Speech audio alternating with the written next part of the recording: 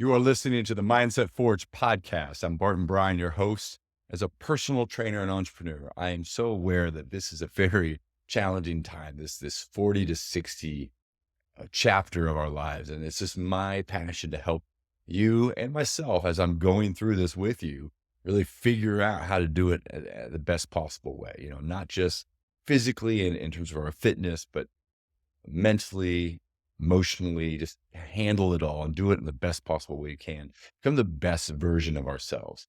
And so with these interviews recently and the one today that you're about to listen to, really trying to get to the root of like what makes guys tick that are really like in that space of like living their best life.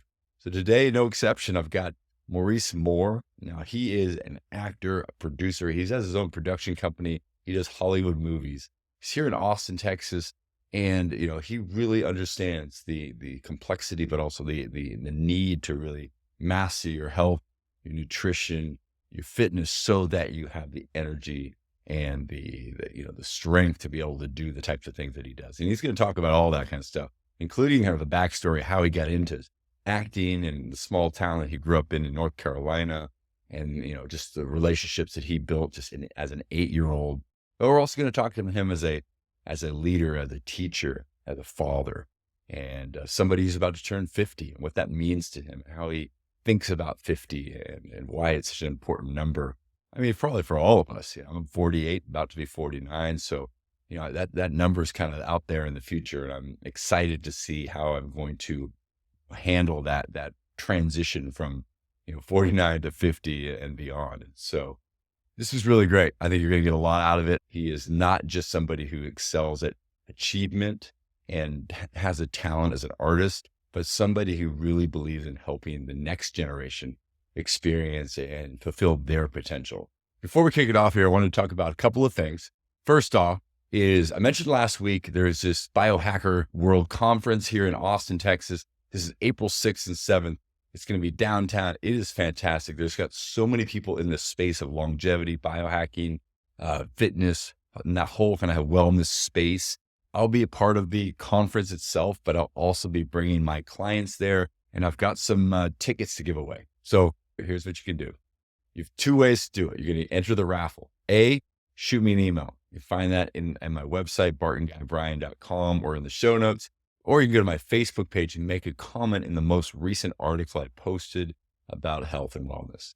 Okay. Either way, you're going to get put into raffle to win some free tickets. Also, if you don't win, there's a link to get you a very nice discount on tickets for the weekend in the show notes. Check it out right there. Last but not least, I want to shout out one of my new concierge clients, Chris. We've been friends for a while, but he just recently decided to go enjoy my concierge program, so we can get the support on the entire wellness journey that he's on, because he's got big goals in 2024 to get in the best shape of his life. All right, without further ado, let's kick it off. Buckle up, y'all. This is awesome. My conversation with Maurice Moore.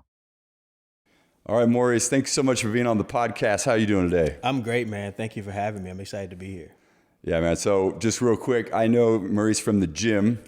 He's the other guy that works out as much as me. There's about 3 or 4 of us that are literally in there almost every day. And but you're about to turn 50. You're about 6 months away. So as you're coming to that point of being 50, as fit as you are and as much as you work out, like what are some of the things that you're just thinking about in terms of like your fitness, and how are you tweaking things to make sure that you're adapting to, this time of your life? It's interesting. The last couple of months have probably been a couple of the most important months of what I say my life, because everything is about me turning 50. And I don't think about 50 as I'm getting old, because I don't think that's old at all. I think of 50 as this is the next phase of my life, and how do I want the next maybe 50 years to look, and what I got to do to adjust. And fitness was number one on the list. It's fitness and knowledge. So I've been reading a lot of books as well. Yeah. And so with the fitness, it was like, what can my body do, and what do I need to do with my body now that keeps me active, keeps me healthy, keeps me moving, keeps me mobile, and how do I switch up workouts I've been doing? What's my nutrition like now as opposed to even 5 years ago?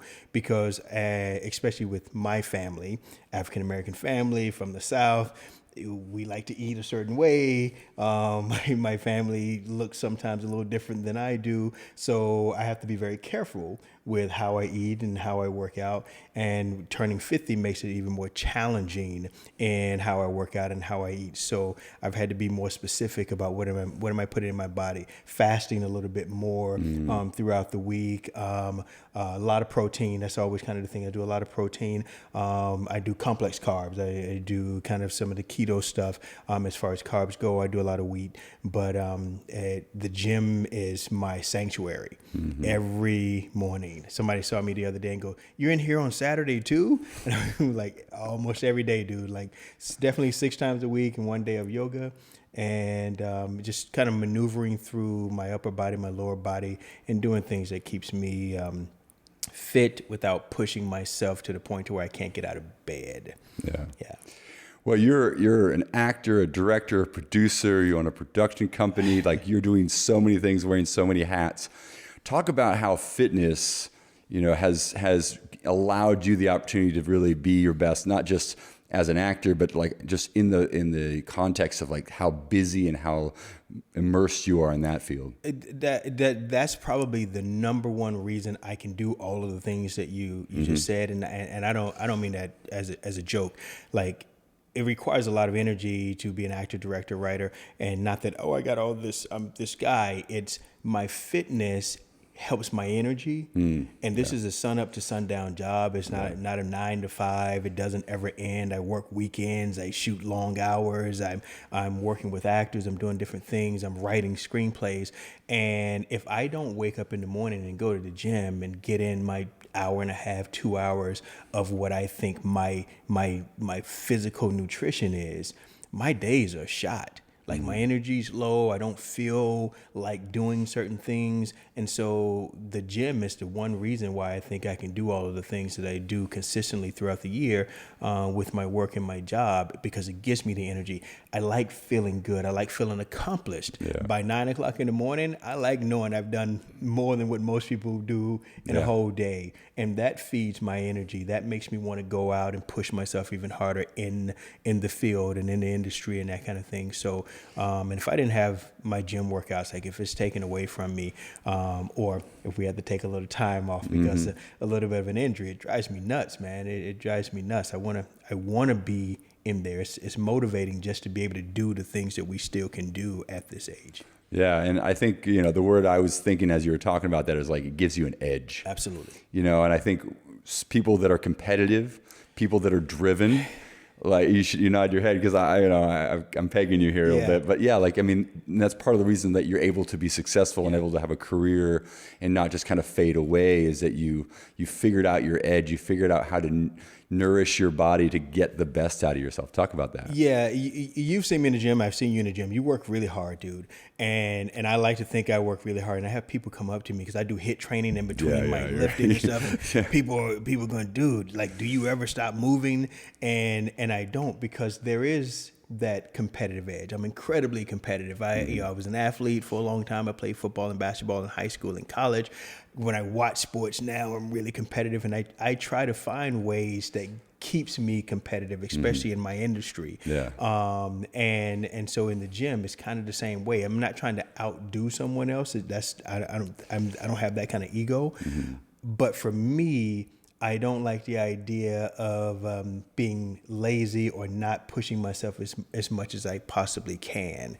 And when I look back, I got high school. A couple of days ago, I was looking at some high school reunion pictures and some stuff that was going on. And I got friends that I went to school with that looks older than me. I'll say it like that. They look a lot older than I do because they don't necessarily work out. I don't mean this in a negative way. They don't necessarily work out or eat a certain way.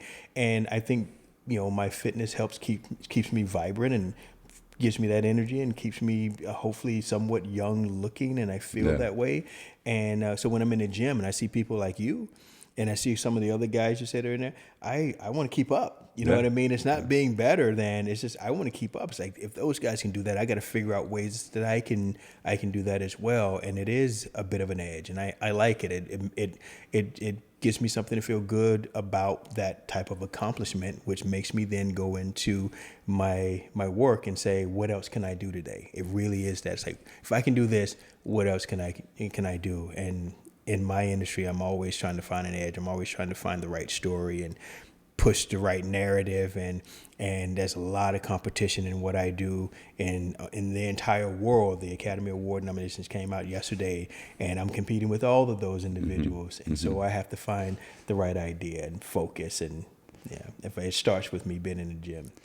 Yeah, and I love when guys at the gym will come up to me and just be like, "Hey, man, just like you inspire me." And, and it's not that I'm looking for the ego boost. I realize it's nice to know that that you're getting noticed for the work you're putting in. Like and if somebody else is showing up going like, I want to be more like him, then that's motivating to me, because I know that like people are watching, people are being like, they're getting better by me being there. Right. And I think that's a cool aspect of it. My company is called Motivate Pictures. Yeah. It's called that for a reason. 100% based on what you said. Yeah. I have taken ownership of something that I don't have to do, but it kind of sort of happened naturally throughout my life, and I'm choosing to do, and that's kind of sort of being a motivator for certain people who need it. Yeah. I didn't ask for that, but for whatever reason throughout my life, people have come to me for advice or see me in the gym or some of the work that I do, and I'm with you 100%. If somebody comes up to me and say, "Hey, dude, last week I saw you in here and it inspired me to do this," then it's beautiful for me. That's great. But like you said, it's not because of my ego. It makes me go, I need to keep working harder. I need to keep doing this because somebody is seeing it. Yeah. Somebody's being influenced by something positive that I'm doing. Yeah. And that is huge for me. That is everything for me. It's what I try to teach my daughter. And like I said, it's why I have the company name that I have, because that's a part of, I think, why I'm here and why I do what it is that I do. Yeah. And I don't seek it out. I don't go, let me do it. It's there because of what I put in. Right. And if I put it in, then people get something from it. Well, it's real. It's real. People can feel that. 100%. Like you're just out there grinding. 100%. 100%. And I like the idea if they see that I'm working hard, as opposed to just saying it or just trying to tell somebody something, but they actually see me doing it. Yeah. That's, I think, is even more powerful, right? Well, you're walking the walk. You're not just like out there like, here's what you guys should do. Exactly. Yeah. Exactly. Well, now you just mentioned it. You're a father. You have a production company. You're doing so many things, and you're dealing with your fitness. Like, how do you make it all? Like, you've got the family, the relationship, your wife, all those things. You've got all the things with work that you have to kind of keep managed, and you have your fitness. Like, what I love is that how you've tied the fitness piece into the energy it takes to do all the others. Like I think that's one of the things that people have a hard time with. If they're not exercising enough or not getting the energy that it comes from being healthy, they see the exercise piece as like something that's going to pull energy away from the other parts of their life. Talk about how that they fuel each other. It's the complete opposite for me. Yeah. The discipline and the consistency that it requires for me to be at the gym every day and up at 6 o'clock in the morning and at the gym between 6:30 and 7 o'clock, it helps me then bring that type of consistency and discipline into my family, into my job, into everything else that I do. Because I that is, to me, the most important thing when it comes to health and nutrition anyway. Like you have to be disciplined, you have to be consistent, because it's hard. It requires a lot for people, and everybody's on different levels, and everybody have different goals that they have. And if they don't see results at a certain time, it can be easy to kind of slow down or push away because it requires that type of discipline and consistency. If I can do that for myself, because that's my own individual need For me to feel healthy, for me to feel strong, I need that consistency. Well, once I'm able to do that and say I can do that for my individual self, then I can also give that then to my family and to my job and to the other focuses that I do have. It's when I don't have the consistency in the gym, it takes away from those other areas because in my mind, I'm going, I'm not where I need to be, or I should have been better. I don't feel healthy or strong. And so I'm going to take away from, what's happening with my family, or I'm going to eat whatever I want to eat for dinner as opposed to focusing on something that's really more healthy, and that trickles down to the family. Yeah. So with my daughter, she's 22 and she's very into fitness. She was going to school initially for physical therapy and training, and then she went to hairstyling and all those different things. And so now she's doing kind of both of them. Yeah. And that's because of stuff that her and I have been working on for a very long time. My family is very, very athletic and into the gym. You've seen Jen and I work together in the gym. It's important to the consistency and health of my family that my fitness is consistent in my daily life, and it all just fits together. And then we can have conversations and dialogue about it. We can help each other. We can motivate and push each other as a family to understand what's good and not good, and what we should and shouldn't be doing, or when we can have cheat days and have some fun doing those kinds of things too. Yeah. But more importantly, it gives us even more stuff to work towards and work together at. Yeah. So from what I've read and learned about you, you grew up with not a lot in terms of, financial situation, that kind of stuff, small town in North Carolina. Yeah. You have some amazing family members around you to teach you the great lessons and such. But coming so far and being, who you are today and the things that you've learned, like, what is your advice to people chasing things that money, fame, looks, those types of things, like, versus like the more intrinsic motivators, health, a passion in your career, love and relationships? Don't chase anything. When you start chasing the money and the fame, then your focus is in the wrong place, in my opinion. Yeah. Do what you absolutely love, and do what motivates you to get up every single morning. I love going to the gym. I love, even when it hurts, I love being in the gym. So there's no amount of money one way or the other that changes that for me. I do that for me. I love filmmaking. It is my passion. It is what I'm supposed to be doing, whether I'm good at it or not. It's what gets me up in the morning. I can't guarantee that I'm going to make $1 million. I can't guarantee any of the actors that I work with that they're going to be stars. I can't say we're going to be famous. I do it because I love it. And whatever the results of that are the results of that. Yeah. So every day for me is more about the motivation of what makes me happy and what I'm supposed to be doing simply in my life to be the best human being I can possibly be. Yeah. And to be the best role model, because it's there and I can't do anything about that, the best role model I can possibly be. And then the results of that usually work out pretty good. Good opportunities, good projects, feel good relationships. And that's the most important thing to me, because I can't control all the other stuff. What I can control is me and what gets me out of bed every morning. And that's what I tell anybody who wants to know what's important to me and what they can be doing just simply to be successful people. And I say, find a reason every morning to wake up that excites you, that you're willing to work hard for and to sacrifice for and not complain about. If you're doing those things, then everything else, in my opinion, will take care of itself. Yeah. Because you're willing to work hard enough for the success at that point in time. So what if someone's response is, yeah, but I have this thing, I have this obstacle, this is a society full of triggers and things that we can't talk about, or that send people into a panic. Like, talk about that durability, or just the mindset that you've developed to really like show up every single day and not let the obstacles of life and society get you down. I've had lots of obstacles, and as well as many other people. The biggest thing about obstacles is sometimes people are fortunate when they don't know it. And I'm one of those people. For example, I grew up incredibly poor and struggled a lot with a lot of things for a very, very long time. And I'm fortunate for that because it made me appreciate what working hard is. It made me appreciate earning certain things. It made me appreciate what I didn't have and not take that for granted. It made me appreciate anything that I'm able to acquire now isn't nearly as important as the love that I was surrounded by at the time that I didn't have any of those.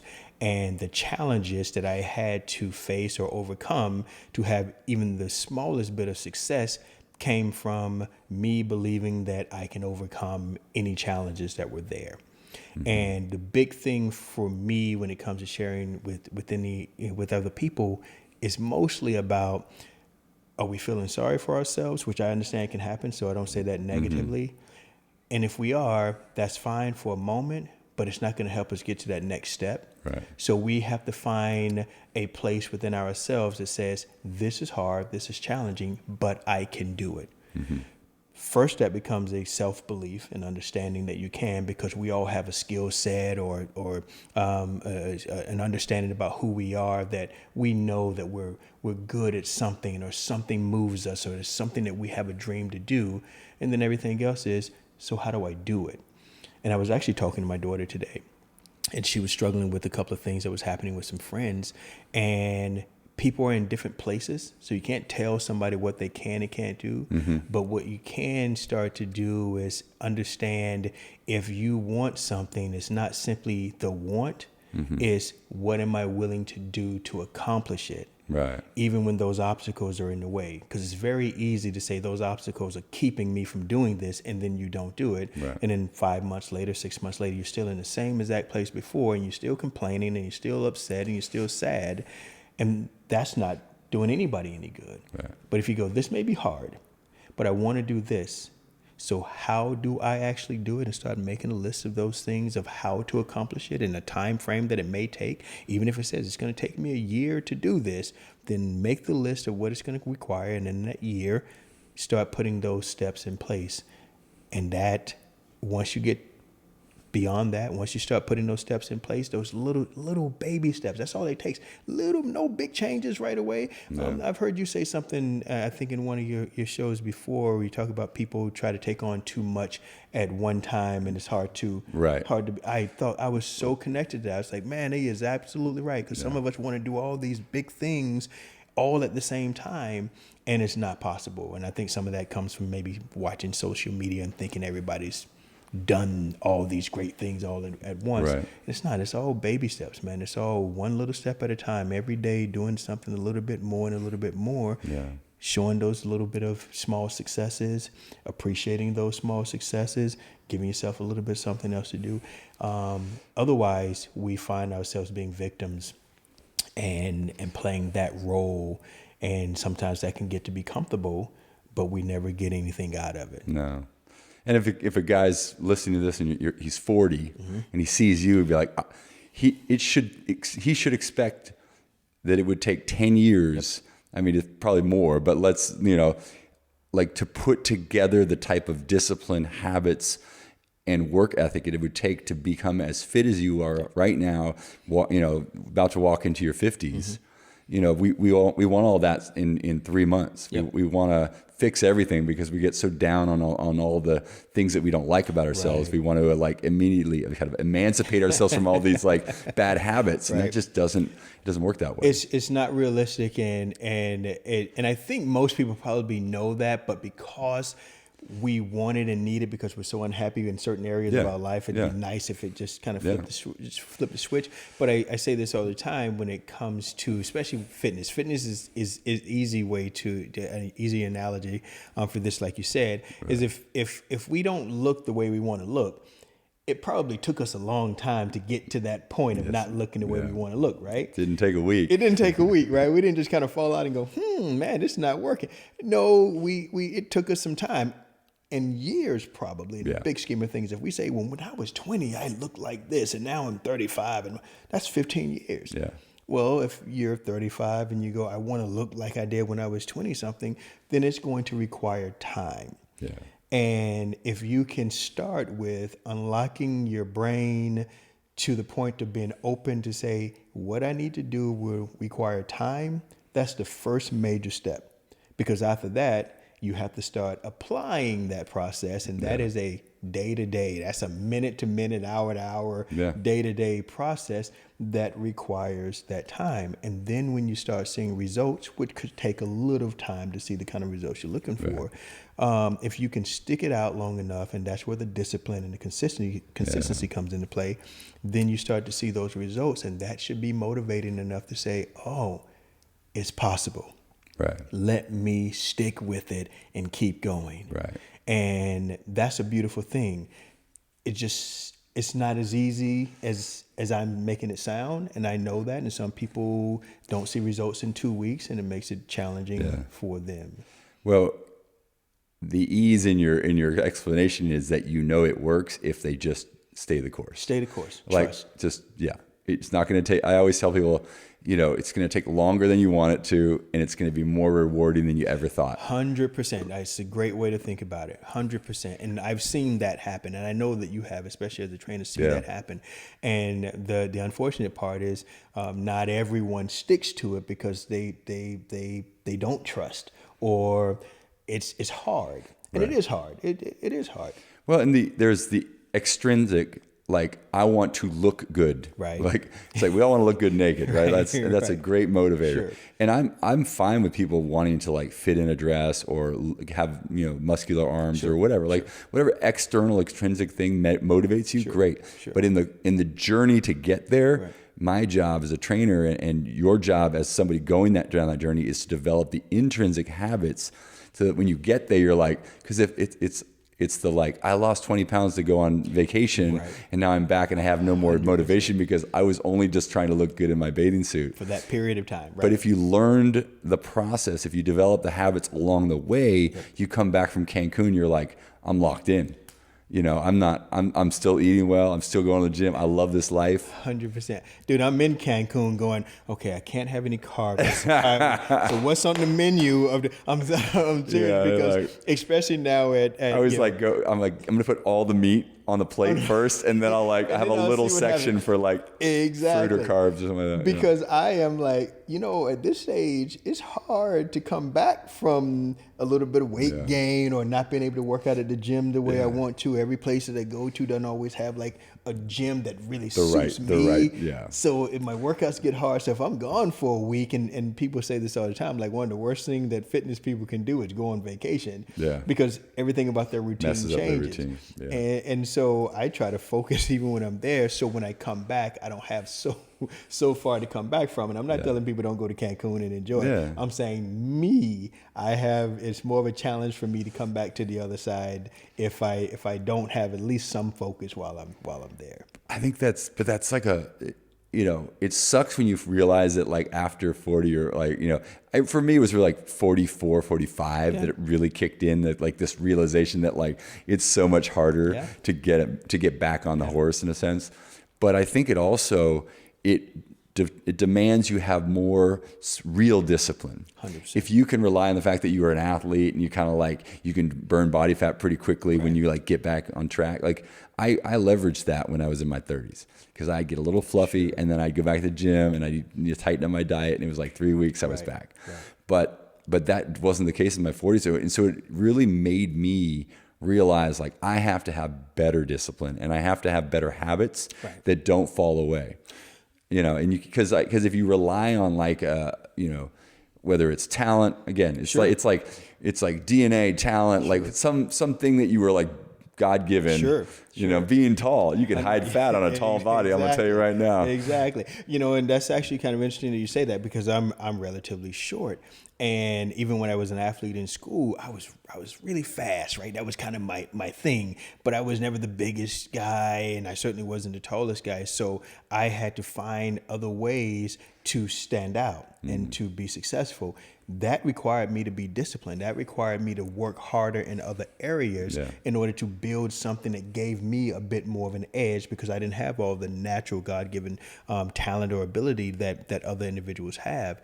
And so you're 100% right about that. The other thing for me, especially recently, but it has my entire life, but especially recently, that has made me focus more on fitness and nutrition probably, is that, my health status in my family is not great. For example, I'm 49 years old and I have high blood pressure. Okay. I found out 2 years ago that I had high blood pressure. And that 2 years ago, I was in better shape than I am now. And I think I'm in pretty good shape. Yeah. And I eat good. I work out 7 days a week. There's no reason why I should have high blood pressure. Yeah. But because I'm African American and in my family, it is rampant. Most of my family, a lot of members in my family are overweight. People don't eat the way that I want them to eat or I think they should eat. And I go home and they go, "You're not healthy. Look at you." And I'm going, "No, it's the other way. It's the other way around." And then I'm there for 2 days and they go, "Tell me what you're eating, Mo. Tell me what." And then we start working on some things.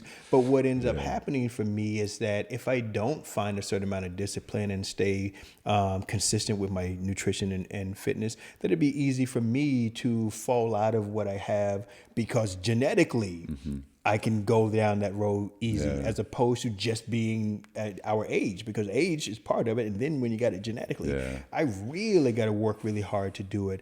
And so it plays a part in my focus and what I want and need to do, and especially just for all African American individuals anyway, men and women, we do have this predisposition of this happening with us, and so that should be a part of our focus and motivation to stay somewhat healthy and eat somewhat nutrition, because we are prone to some of those issues that we can prevent if we spend a little bit more time just, eating a little less of the sodium and the fats and a little bit more of the veggies and the right fruits and that kind of thing. And so that's just my little, sneak in there to my community that I'm excited and proud to want to motivate, because it's important for us to know that. Yeah.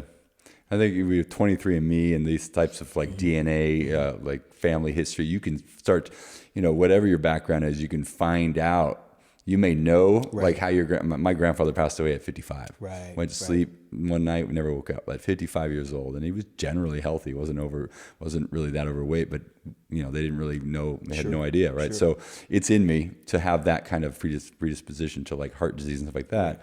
But so I'm checking that stuff out regularly and that kind of thing. And I think everybody's responsibility is like, if you're predisposed to being a certain way or have, high cholesterol, blood pressure, whatever it is, like, let that be a motivator. Let that be like a chip that you're going to like play and be just that much more determined to like, not fall into that. I love that. And I'm with you 100%. And it is so frustrating when not enough individuals that I spend time with, or including my family, see it that way. They know. How do they? What's the frame that they're looking at it from? They mostly look at it from, this is just what I've always done. It's one of those things, just like anything else. When you've done and been who you are your entire life, change is hard and it's scary. And most of the reason why it's hard and scary is because you don't have the knowledge to figure out how to do it differently. So it's easy to just kind of fall back into your bad habits. So if you don't have a coach or a teacher or somebody there consistently every day kind of saying, no, not that, but this, it's easy for you to go, I should be having this, but boy, that show look good right now, and I'm just going to do that. And that can be disappointing, because you're talking about family members dying at young ages. I've been to way more funerals than I ever should in my entire life. And diabetes runs in my family, high cholesterol, sugar, all of that is a major part of my family. And I talk to family members and even, my mom, and I'm like, okay, we got to do better than this. You can't have this every night. You can't be eating that for breakfast. I won't even mention what these things are, okay? You can't be having that for breakfast and think that it's okay. I know. And then she still has it for breakfast, because it's just who and what she's been doing her entire life. If she lived with me, it would be different, because I'd be feeding them these Yeah. things. And so what you're saying is absolutely true. The challenge is a lot of these individuals don't know how to do anything different, even when the doctors are telling tradition you. is such a beautiful part of society. Yeah. Like if you grow up in a tradition where mom does it this way because grandma does it this way and great grandma, and one of the things that I've thought about, and look, and growing up,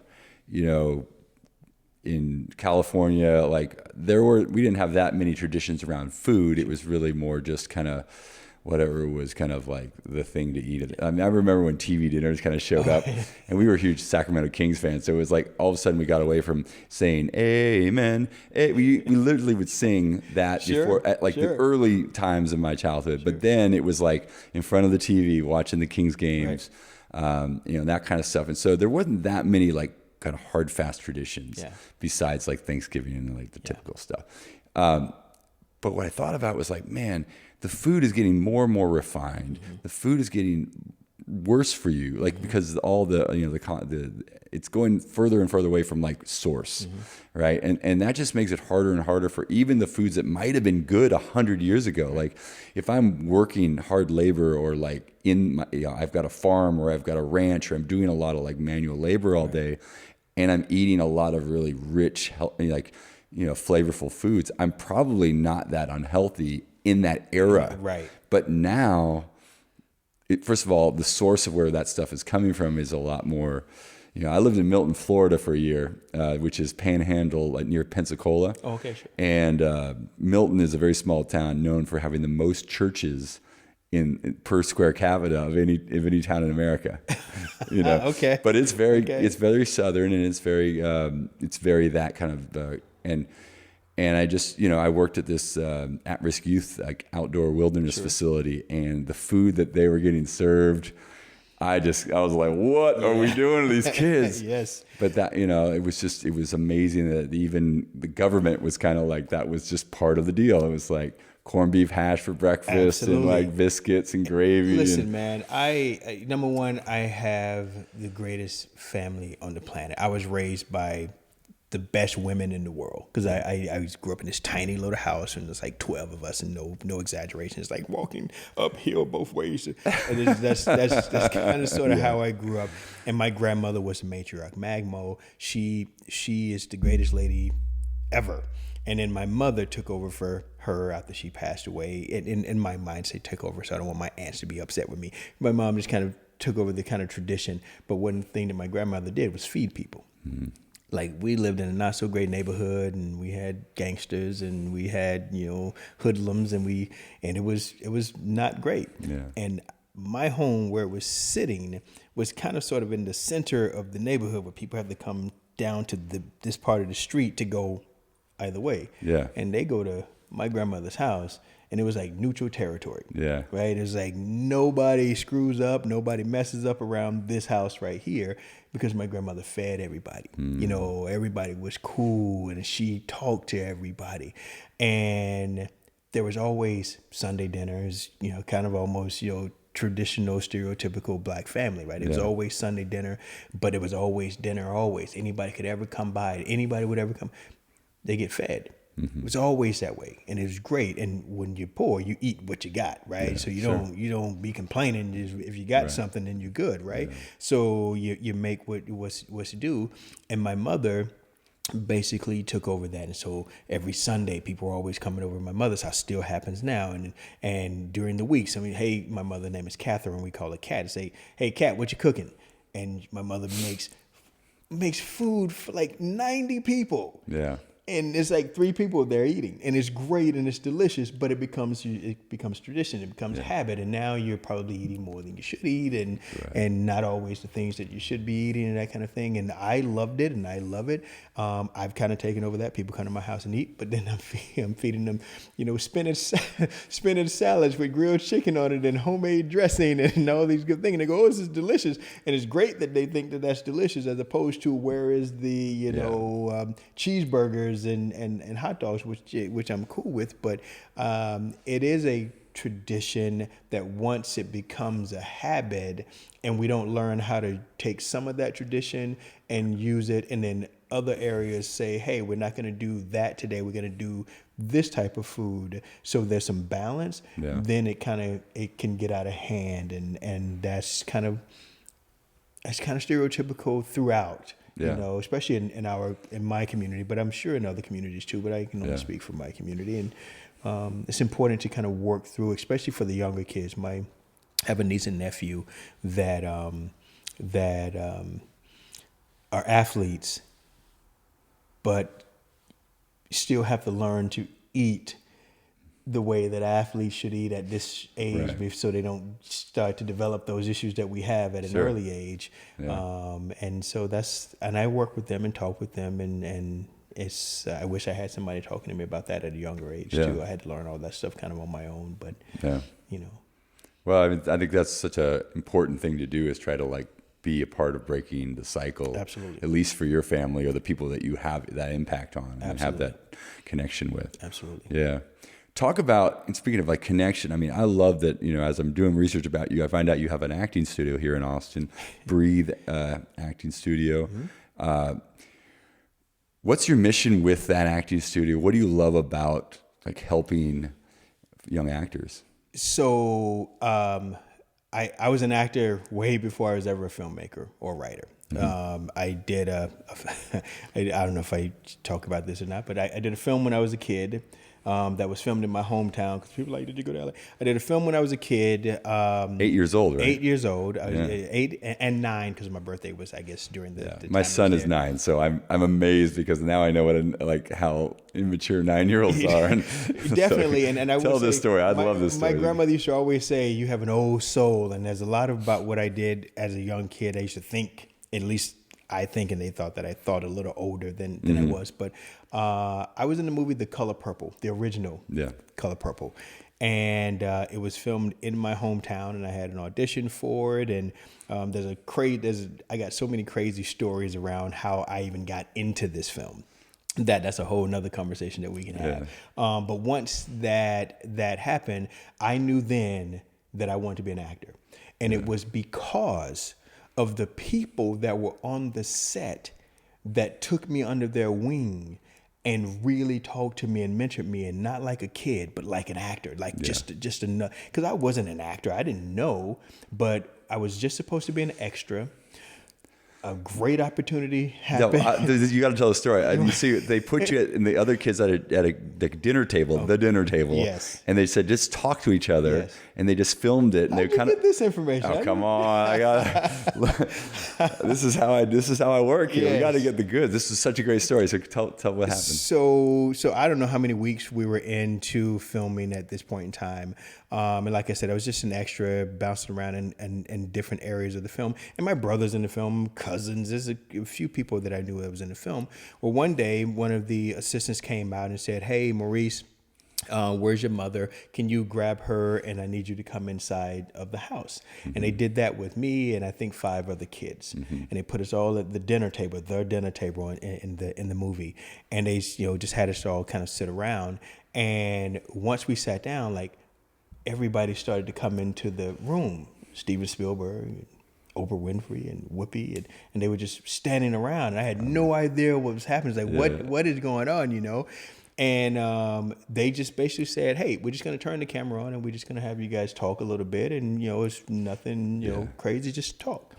And from my memory, it's scary for everybody. Right. So not a whole lot of. So most kids just get quiet and shy. And that's exactly what happened. Deer in the headlights kind of experience. Exactly what happened. And I did not. The crazy part is that from what I remember, I was watching the scene as an important scene where she's getting ready to shave him, and she's considering. Is it Danny Glover? Danny Glover. Yeah. Who's abusing her? Exactly. Right. So you have. She has the knife. She has the knife, and he's cursing her out. Oh my God! And she's walking, because this is the moment where she's really considering. She's really considering, harming him. Yeah.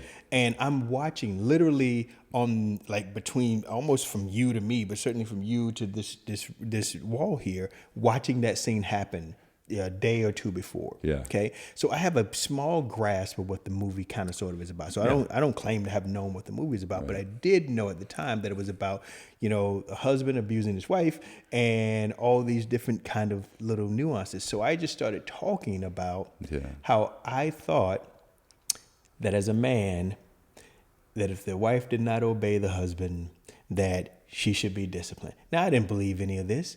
I'm just going off of what I had seen as far as the movie goes. And it was just my opinion. I said, in the Bible, it says this. Like, I was using all kinds of, we were big church-going kids, and in the Bible, it says you should do all these. So you started like kind of weaving together some things that you'd heard from things the that I've heard, stuff that I've seen, nothing that I believed. I just started talking. They said talk, and I said, okay, cool. And I could see, them kind of chattering a little bit. And I went on, I don't know, a minute or two for sure. And then after a while, there was one girl sitting next to me, and she kind of chimed in. She kind of took the opposition, and I was like, okay, this is cool. Now we kind of go back and forth. And then after a minute or so, she stopped talking, and I just kept going. And when I was done, I got a standing ovation. And when I got the standing ovation, the assistant said, hey, Maurice, I need you and your mom to meet me in the office. I said, okay. We went into the office, and right away they said, we want to give him a contract. We want to keep him on set for the next however many weeks, and this is how much we're going to pay him. And it was more money than anybody in my family ever made. Wow. My mother almost hit the floor. I almost hit the floor. And every day that I came back after that, I had like a new line to say or a new position to be in, and it was great. What was really cool about what you were asking before is at that time, Radon Chong, who is Tommy Chong's daughter, Whoopi Goldberg, Danny Glover, James Ingram at the time, Lawrence Fishburne people, or Larry Fishburne at the time. These people would sit with me in rooms and just talk to me. Margaret Avery, especially Radon Chong, we'd sit out on the balcony. She must have been pretty young back then. She was, I would say, in her 20s at that point in time. Really pretty. I remember how pretty she was. Really I remember her from Commando Arnold Schwarzenegger. Exactly I was like, right. who's she? Exactly right. And she was the sweetest person in the entire world. And just talk to me and just not just ask me kid stuff, but just talk to me. And boy, Whoopi, if you ever see this, I say this with all the respect. Whoopi Goldberg went for a walk with me. And she was doing comic relief at the time with Robin Williams and Billy Crystal. And we would watch that, and we watched it one night before we went to film, and she had this one story about her, how she got pregnant with her daughter.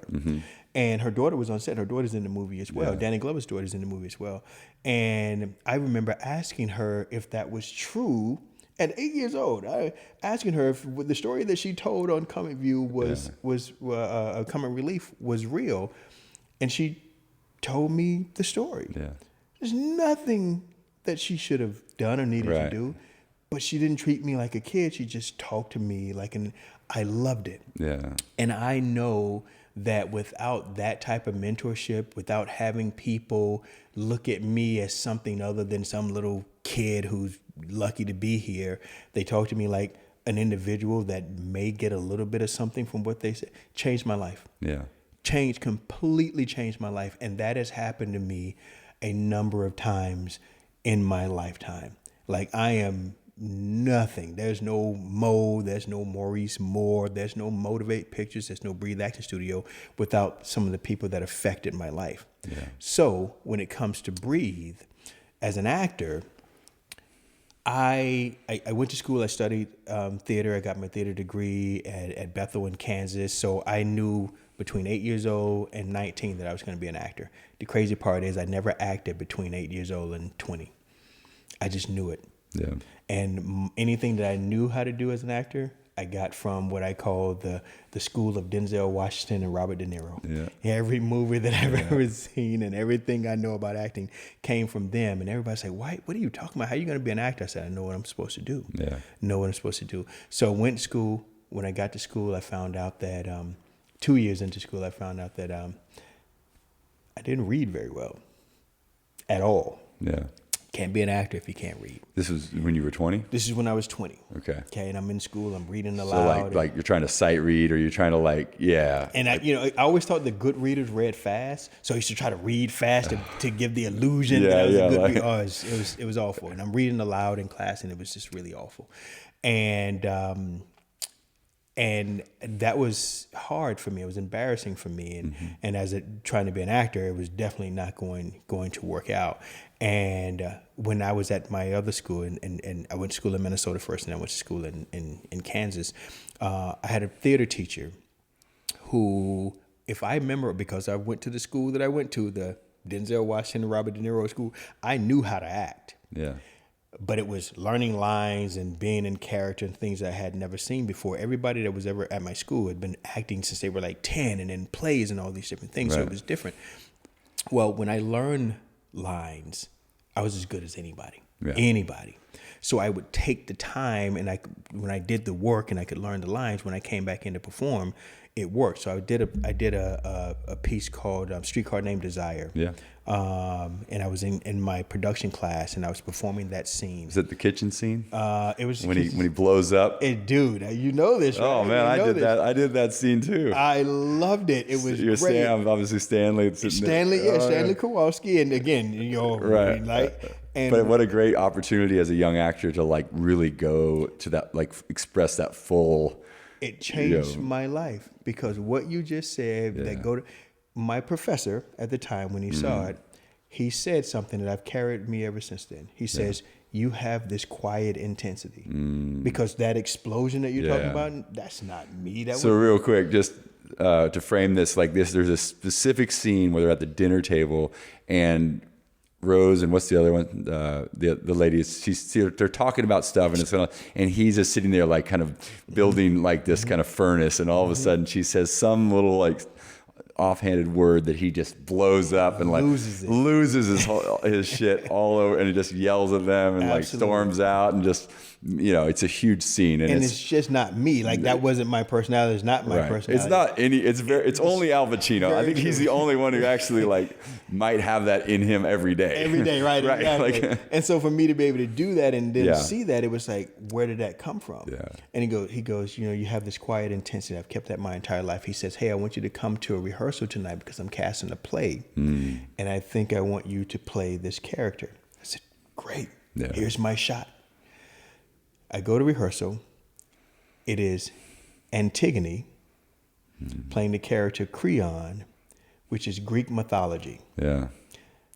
I can't read, The Given Tree, which is one of my favorite books of all time now. And here I am. It somehow got banned, by the way. I don't know what's going on. Is that happening? I think so. Something's up with it. We need to have that conversation. I need to find out about That's that. That's a different podcast. Yeah, for sure. But and Greek mythology is just like Shakespeare. It is pages of monologues, dialogue. Everybody else in the play are cast. Yeah. We just need this one character, Creon, that he basically said, this is Creon. Yeah. Before I ever read one thing, I'm spending 2 hours in there reading with these really terrific actors, and it's the most embarrassing thing I've ever seen in my life. I was like, what is happening? Now, at the end of this, my story is a little different than his. He says, you came to me and said, hey, will you help me with this and help me read? I remember him coming to me saying, hey, why don't you come to my office tomorrow and we'll work on this? Yeah. Either way, one of us made that happen. Right.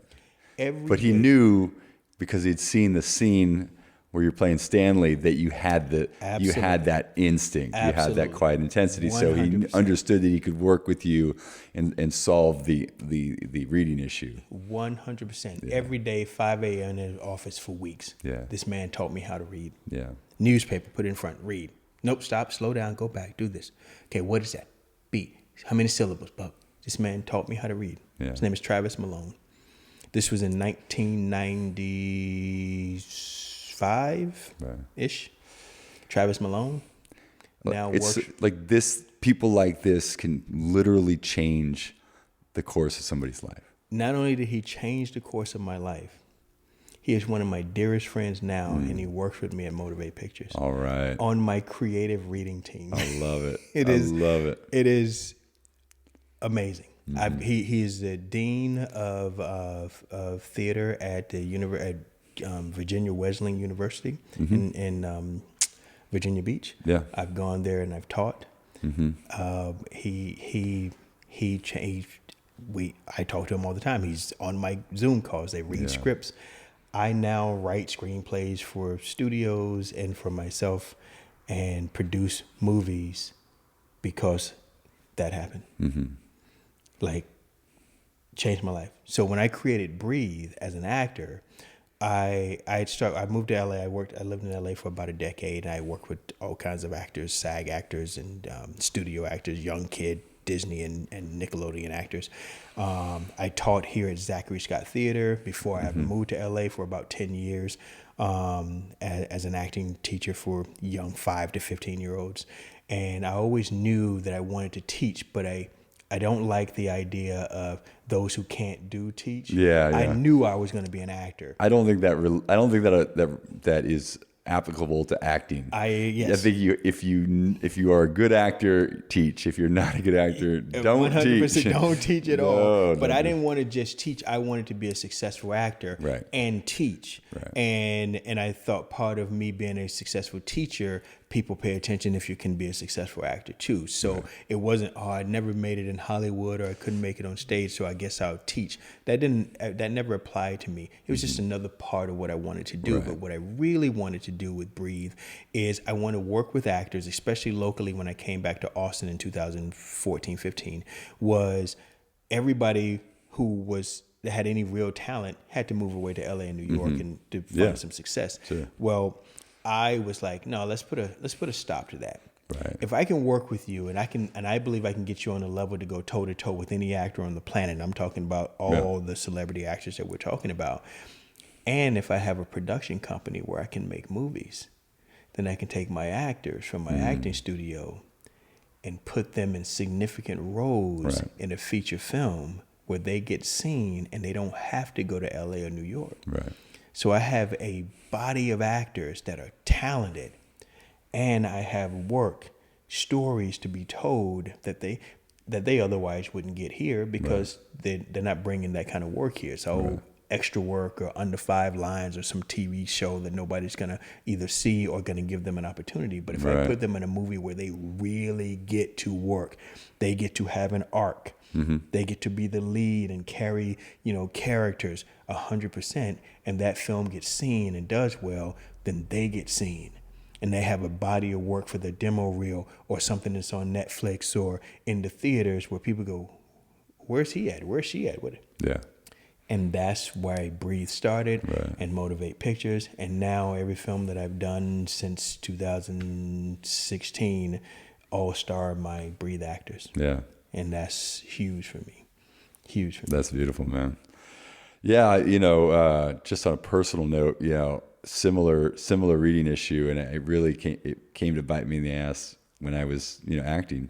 Is I just memorized real as quick as I could, and when I came to Austin, I went down to, audition at like the Doherty Art Center. Yeah, sure. And it was for a movie, and I killed it. It was like I played this like cocaine, like bad guy who's like just losing his shit, and I just like, they saw guy after guy after guy, and I came in and I just like threw myself against the wall, and I was like, and they were just like, holy shit.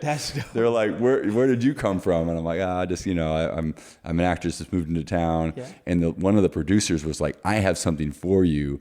I want to hire you to come to my house and like read this whole like, and she sent me that. She was like 2 days. She's like, you got to memorize it, and then she's like, and I'll have some other stuff you got to read. And anyway, like I show up there and I couldn't get the word. I couldn't just like get there, and it was humiliating because it seemed like this moment where I was gonna like take another leap, and it was like I couldn't really deliver at that level, and it forced me to go back and just like work on my reading out loud, because I think reading is one thing, but the art of reading out loud with expression, you are 100% right. That's a whole different thing. Because when I memorized, because like you said, I was fast memorizer and I was really good at it, but it was all underneath. It was all internal. When I start reading out loud, done deal. It was not the same thing Yeah. at all. So you are 100% right about that. Yeah.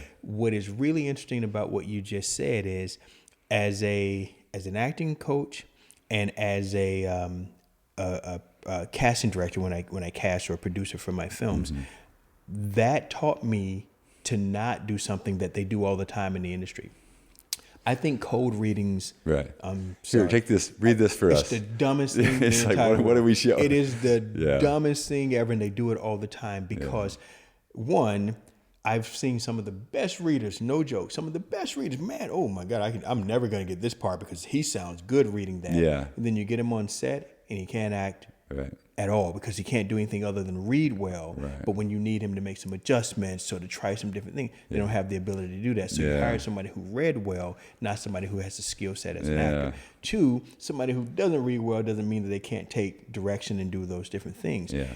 If you're going to give someone, as an actor, and I developed a new technique as an actor, so you know, there's Miser, there's Stanislas. I developed. You've kind of taken some of the. So I studied Meisner in New New York. Point in time. And they provide a few of those things, but it is a specific kind of method. And one of the things that I specifically say, everything starts with understanding. That's the number one thing.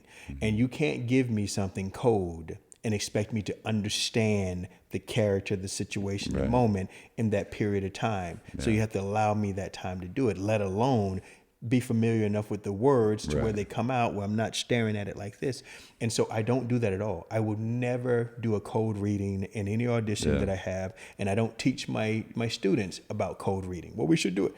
That's something you have to learn on your own, because I can't even teach you how to code read because it's not good. Either you can read or you can't. Right. I can't teach you that. Yeah. And I think it's unfair to a lot of talented individuals that they get something on the spot like that they don't understand, and we don't know the level of quality reading that they have that's going to give them this possible good opportunity to have a really great job or not. So that alone, I won't do. And because of my experience and who I am, that didn't work for me. So I can't teach this, and I don't think it's good for the talent. Well, I love kind of pulling it all back together here, because this could be a 3-hour podcast. We were hitting an hour here, but this time in our lives, one of the things I love about being of this age is like we have something to share with the next generation. We have experience, we have knowledge, we have just understanding of like the hardships of making mistakes and learning from them, and we can really make an impact on that next generation, whether it's our kids, our students, or our clients in my case. But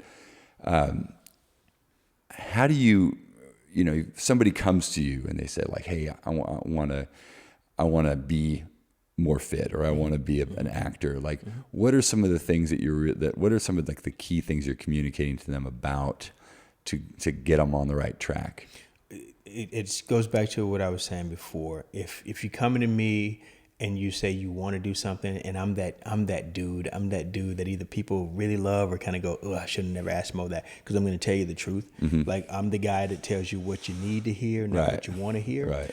And that's not a negative thing at all. Sometimes it's like you're the guy that says, well, first stop drinking Coca-Cola and eating Chick-fil-A every day. And they go, oh man, well then I can't help you. I can tell you all the other things. If you don't want to hear that, we're not going to start well. Exactly right. Yeah. That's exactly so the 4 glasses of wine a night, probably not helpful. Probably not good for you. And if you want to accomplish what it is you want to accomplish, and that's where I would be at. I would start I want to be an actor. Okay, is it a hobby or something that you really truly want to do? That's the first thing I ask about acting. Is it a hobby for you or something that you want to pursue? Yeah. Because those are two very different things. If it's a hobby, cool, fantastic. We can do some scene work. I can get you an understanding about the physicality of things. We can have some fun, and you do your thing and go to local play if you want to. Cool. If it's something that you think you want to pursue, then your mindset has to be in the amount of work it's going to require just to get the real fundamentals down. Yeah. And then the time that it takes, just like fitness, to grow into who you are, your understanding of performance, your understanding of what each character needs, your understanding of working with different directors and what they're going to need, the storylines and all those different things, and the challenges that comes with success. Right. Now, if you're okay with that, and it's because you're going to get up every morning and you say, this is what I'm supposed to be doing, I will roll with you all day, every day. Like, I'm with you. Let's go. Yeah. But you got to know that this is what it's going to require. And if after 2 weeks you kind of go, I think I'm done with it, then you never wanted it in the first place. Fitness is exactly that, right? It's like, hey, I want to look a certain way and I want to feel a certain way. Are you doing that because the summer's coming and you just kind of want to look out on the beach? Nothing wrong with that. That's really cool. So does that mean when the summer's over, you're just going to quit? You're going to stop doing what you're doing? And then in another 6 months, you're going to be like, oh, I wish I was like, or is it something that you want to be consistent with and it becomes your lifestyle? Yeah. Everything that I do is all my lifestyle. How I eat, how I go to the gym, how I communicate all the information, it is my all day, everyday practice. Yeah. And if they say this is what I want my lifestyle to be because I want to be fit or in some decent shape my entire life, I want to feel better. Yeah. Because what we put in our body doesn't help us feel that great. Sometimes I don't feel great all the time. Well, that's a lot of what you're putting into your body. I want to feel better. Then we need to cut out these things, like you said, the beer every day, or the wine every night, or the fried chicken, or just staying up and not getting a good night's sleep, not getting enough rest. And that's something that I didn't say and we didn't talk about very much. And you're right, like that is crucial to the success in fitness. And if you're going to be up on your phone all night, strolling through social media until 2 a.m. and then you sleep until 10 and then nap later, like that's not healthy for what the recovery of the body or even helping you achieve the goals that you want to achieve. So it comes down to those healthy habits. Everything is about healthy habits, whether it's for your work or for your fitness. You got to start, you have to understand what it's going to really require to be successful. Right. And then I'm telling you, this is what it's going to take. Now, when you go away, you have to decide, are you willing to do it? Right. But I'm giving you the information that you need. Right. Then if you come back and go, I'm ready, then I will roll with you. Yeah. And I think, from the trainer's perspective, it's often that trainers, the first thing the trainer tells the person to do is like, we got to start working out, right? Because that's obviously where we get paid, right? Like, 100%. Come to the gym, I'm going to train you. But if you look at the whole person and you really look at like, where are they struggling most? Like the first thing may be getting good night's sleep. Yep. Hey, come back to me next week and show me that you fell asleep at 9 o'clock and you woke up at 6 every morning. And then let's start. Like once you've recalibrated your sleeping habits, then we can talk about like putting your body into more stress. Absolutely. Because once you get that stress, right. If they don't have good sleeping habits, boy, they really going to struggle. Which means the cortisol levels are high, the stress levels, they're in a catabolic state. They probably shouldn't be strength training. They should be trying to recover. 100%. And this is really the challenge. And I think it's one of the reasons why at this age, those who figured it out, you and I look at each other, we got to nod at each other. We almost never have a conversation. Right. I know you're busy. Right. I know you're getting work done, but it's like a nod of like, he's one of the few that has it figured out. And I think it's harder at this age, but if you do it, if you really figure it out, it is, I don't see you as somebody who's like, oh, I got 10 years left and then I'm going to retire. No. Retire from what? Your life is amazing. Like, right? I just had this conversation. Retirement is nowhere ever in my future. It's like, what am I going to do? If I want to go, I can go on vacation anytime I wanted to. Sure. I don't have to retire to do that. I don't ever want to be out of shape. Yeah. I don't ever want to stop working because I love doing what I do. Right. What I do every day is what I want to do for the rest of my life. What am I retiring from? And it keeps me motivated to live as long as I possibly can because of the things that I do. If I retired and sat around somewhere, including Cancun, I'd be like, what is happening? Yeah, I give you about 3 days. I'd lose my mind. Let's go. Dude, I would be like, can I work for you? You guys want me to shoot a video for you here at the hotel? Like, I would be trying to find something to do because that's just not my mindset. Like, that doesn't work for me that way. Well, I think that is one of those things that's like it's the trick of when you don't have the energy because you're not leading yourself well, you just are looking for moments to rest and like take breaks and be lazier. When if you like transform your life into a life where you work out and that gives you the energy for the rest of the day, it's like 100%. You don't want to let that go. 100%. That is the life force 100%. Behind everything you do. It's just a flip. This past year was one of the busiest years I've ever had. I made 2 movies. I shot a feature film in October, and I brought all my team in from Spain. I got a branch of Motivate Pictures in Barcelona, and then I thought that after that I was going to take some time off, November, December, and as soon as I finished shooting, like literally the day after I finished shooting, I got offered a film in Spain to be in, and it was going to be shooting in December, and I go, no, I need to rest because the whole year, like. I was traveling. I was doing from January. I had family stuff, exhausted. And I go, okay, I'm an idiot. Okay, I'll do the film. It's great. I went to Spain. November was all based around the holidays, so there was no downtime then. And December 2nd, I flew to Spain. And I said, okay, I'll take some time off after shooting the film. Get done shooting the film around Christmas time, and then I finally go on vacation. And I took some time. We took some time on vacation, and I needed it because I was just burnt out and tired. Right.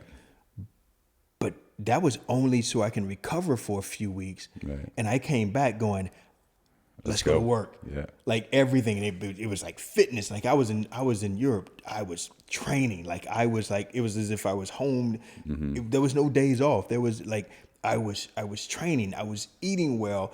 And my mindset was, as soon as I get back home, time to go to work. Motivator's going to be doing this. I got to build this. My fitness has to be this. I'm turning 50 in 6 months. So this gives me some more incentive for what the next 6 months looks like. So that will never change. There'll never be, boy, I just really like just not doing anything for months on end. That would drive me crazy. I can't play. There's no amount of golf or I don't even play golf anymore, but anything that would make me say, I just love doing this all day, no. I need my gym. I need my fitness. I need my nutrition. I push my body in places and areas because for me, I try to find new challenges for myself so I don't get too stale. This is why you see some of the HIIT training and things that kind of goes on in between because, again, my body can easily do some different things. And so if I don't find new challenges or new obstacles for my body, I could get bored. My body can get bored. So I'm always trying to find a new way to kind of push myself to do something and stay away from injuries and that kind of thing. But that's exciting to me. That's interesting to me, and it keeps my body thinking and adjusting and not plateauing as much as it possibly could. And the ups and the downs of what my brain and my body does keeps me motivated. I look for different ways to do that, and I go at 50, I can still do certain things that 30-year-olds maybe not able to do, and I like that. I like that. That's interesting to me. It's hard. It's a great place to be in. It's a powerful place to be living your life in. And we were talking before I hit start on the recording. This is the time when men are supposed to be leaders, kings. Like leading people, mentoring the next generation, like passing on the wisdom of this. And you're strong enough to also then, you don't just have to sit back in a chair and be a senator. Right. You're supposed to be out in the front lines still and leading and showing and being an example for others to follow. And I think, there's not that many of us doing that. I agree. And I want more people to be doing that in their lives. And I think it's one of the ways that we can make a true impact and leave a legacy. So. We should have led. We should have led with that. Led with this.